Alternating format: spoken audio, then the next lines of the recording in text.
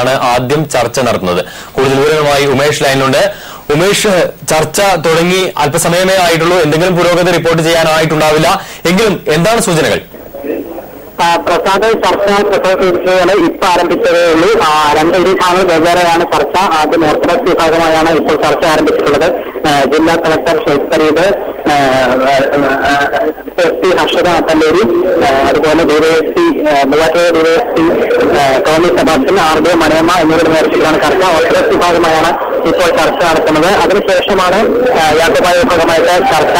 ചർച്ചയ്ക്ക് മുൻപ് ഈ വിഭാഗം പ്രതിനിധികളും നമ്മളോട് സംസാരിച്ചവരും നമ്മളോട് സംസാരിച്ചിരുന്നു.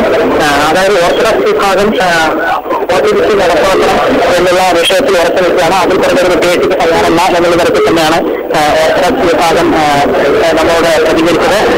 എന്നാൽ യാക്കോബായ വിഭാഗം നമ്മളോട് സംസാരിച്ചത് അവർ പറഞ്ഞത് 71 മുതൽ അവിടെ നിലനിൽക്കുന്ന ഒരു ആത്മീയസ്ഥിതിയുണ്ട്, അത് നിലനിർത്തണം എന്നതാണ് അവർ ആവശ്യപ്പെടുന്നത്. ഭരണഘടനാപരമായ മാറ്റങ്ങൾ ഉൾക്കൊള്ളാൻ തങ്ങൾ തയ്യാറാണ്.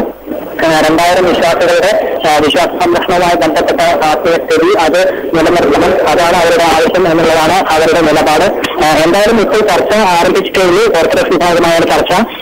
അത് കഴിഞ്ഞ് യാക്കോബായ വിഭാഗമായ ചർച്ചയുണ്ട്. ഈ രണ്ട് ചർച്ചകൾക്കും ശേഷം മാത്രമേ അന്തിമ തീരുമാനം നമുക്ക് നൽകാനാവൂ. പ്രസാദ്, കോലഞ്ചേരി പള്ളി തർക്കം സംബന്ധിച്ച് കളക്ടർ വിളിച്ചു ചേർത്ത ചർച്ച തുടരുകയാണ്.